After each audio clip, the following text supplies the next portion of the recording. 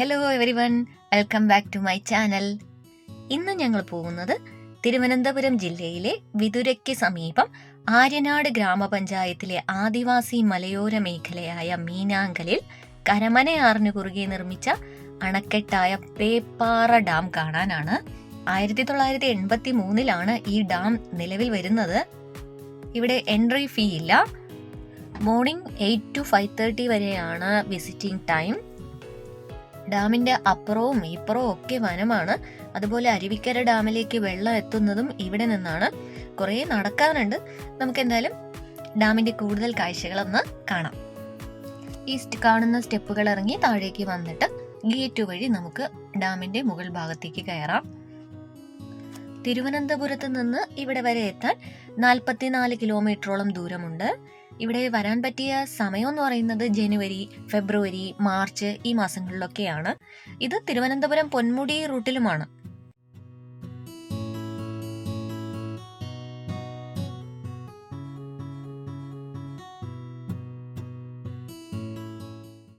നമുക്കിനി ഈ ചെറിയ ഗേറ്റ് വഴി അകത്ത് കടക്കാം.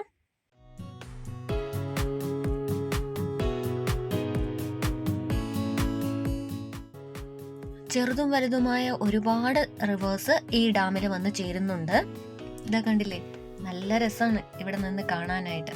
നമ്മൾ വേറെ എവിടെയോ എത്തിപ്പെട്ടതുപോലെയൊക്കെ ഒരു ഫീലാണ് ഇവിടെ നിന്നുള്ള ഈ കാഴ്ച എന്ന് പറയുന്നത്. ഈ ഡാമിൻ്റെ 2 സൈഡും കാടാണ്. അതുകൊണ്ട് തന്നെ കാട്ടാനകൾ ഒരുപാടുണ്ട്.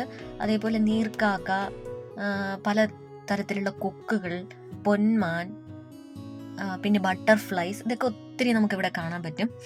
ഇത് അറിയപ്പെടുന്നത് തന്നെ ദക്ഷിണ കേരളത്തിലെ തേക്കടി എന്നൊക്കെയാണ്. ഈ ഡാമിൽ 11 ദ്വീപുകളുണ്ട്. ഏറെ പ്രത്യേകത നിറഞ്ഞ ഈ ദ്വീപുകളിൽ വർഷം തോറും ദേശാടന പക്ഷികളും എത്താറുണ്ട്. ഇവിടെ നിന്ന് ഇങ്ങനെ നോക്കുമ്പോൾ തന്നെ നമുക്ക് കുറേ ബേർഡ്സിനെയൊക്കെ കാണാം.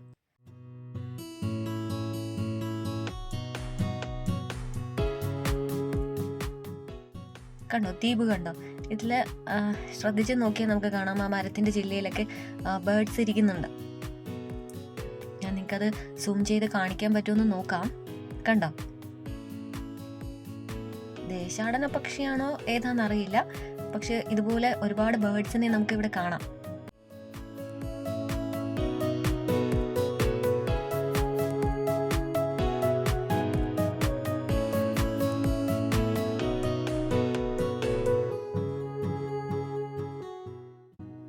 ഇതിപ്പോൾ ഡാമിന്റെ മുകളിൽ നിന്നുള്ള വ്യൂ ആണ്. ഡാമിന്റെ 4 ഷട്ടറുകളും ഓപ്പൺ ചെയ്തിട്ടിരിക്കുകയാണ്. അതുപോലെ ഈ ഡാമിന് താഴെയായിട്ട് KSEBയുടെ ചെറിയ ഹൈഡ്രോ ഇലക്ട്രിക് പദ്ധതിയിൽ 3 മെഗാവാട്ട് ടർബൈൻ ഉപയോഗിച്ച് വൈദ്യുതിയും ഉൽപ്പാദിപ്പിക്കുന്നുണ്ട്. നമുക്കപ്പോൾ അതൊക്കെ കാണാനായിട്ട് ഡാമിന്റെ ആ ഒരു സൈഡിലേക്ക് പോകാം. അതിനായി നമ്മൾ ഇപ്പോൾ ഗേറ്റിന് പുറത്തിറങ്ങി ലെഫ്റ്റിൽ കാണുന്ന റോഡിലൂടെ നടന്നുകൊണ്ടിരിക്കുകയാണ്. ഈ റോഡ് ചെന്നെത്തുന്നത് അസിസ്റ്റന്റ് വൈൽഡ് ലൈഫ് വാർഡന്റെ ഓഫീസിന്റെ ഫ്രണ്ടിലാണ്.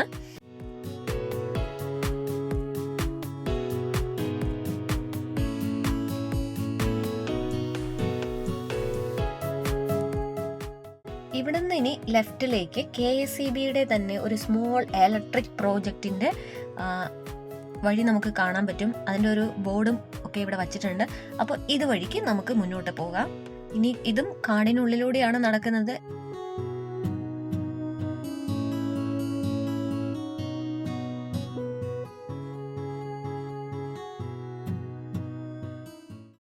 ഇവിടെ നമ്മുടെ വാഹനങ്ങളൊന്നും കയറ്റി വിടില്ല. ഇവിടുത്തെ വർക്കേഴ്സിൻ്റെയൊക്കെ വണ്ടികൾ പോകുന്നുണ്ടായിരുന്നു. ഏകദേശം 1 കിലോമീറ്ററോളം നമുക്ക് നടക്കണം. അങ്ങനെ നമ്മൾ നടന്നു വരുമ്പോൾ ഇവിടെ നമുക്കൊരു റൈറ്റ് സൈഡിലായിട്ട് ഒരു അയ്യപ്പ ക്ഷേത്രം കാണാൻ പറ്റും. അപ്പോൾ ഈ പഴയ ക്ഷേത്രമൊക്കെ കണ്ട് നമുക്കിങ്ങനെ മുന്നോട്ട് നടക്കാം. ഇവിടെ നിന്നേ നമുക്കിപ്പോൾ ആ വെള്ളം വീഴുന്ന സൗണ്ടൊക്കെ കേൾക്കാൻ പറ്റും.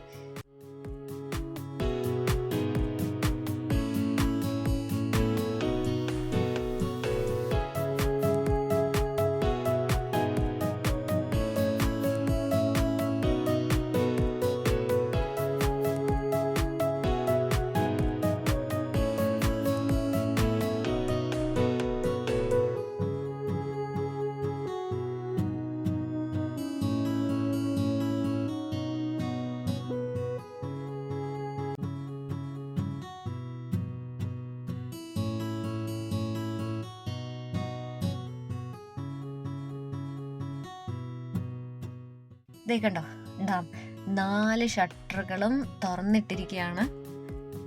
ഞാൻ ആദ്യമായിട്ടാണ് ഇങ്ങനെ 4 ഷട്ടറൊക്കെ തുറന്ന് ഇത്രയും മാത്രം വെള്ളം വരുന്നതൊക്കെ കാണുന്നത്. വളരെ കുറച്ചേ തുറന്നിട്ടുള്ളൂ. അപ്പോൾ ഇത് ഫുള്ള് തുറന്നാൽ എന്തായിരിക്കും? ഇതാണ് ഡാമിൻ്റെ ഈ ഓപ്പോസിറ്റ് സൈഡിലെ ആ വെള്ളം ഒഴുകി പോകുന്ന ഒരു കാഴ്ച. നല്ല രസമാണ് ഇവിടെ നിന്ന് ഇതൊക്കെ കാണാനായിട്ട്.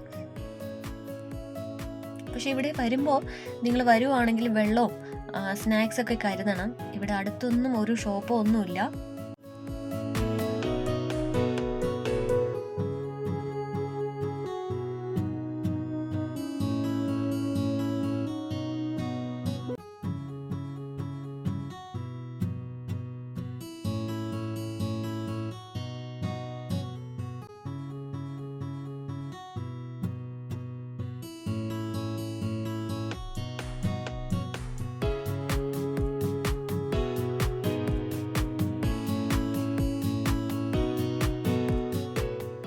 ഒരുപാട് നടക്കാനുണ്ടെന്നേ ഉള്ളൂ.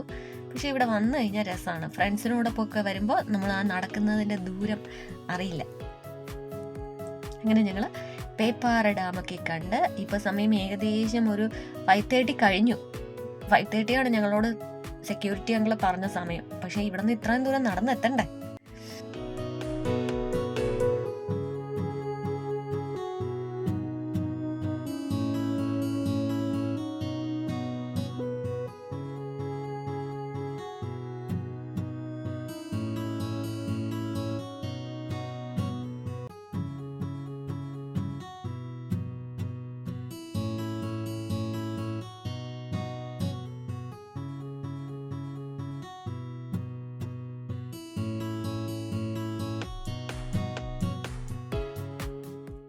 ഇതൊക്കെയാണ് പേപ്പാറ വൈൽഡ് ലൈഫ് സാങ്ച്വറിയുടെ വിശേഷങ്ങൾ.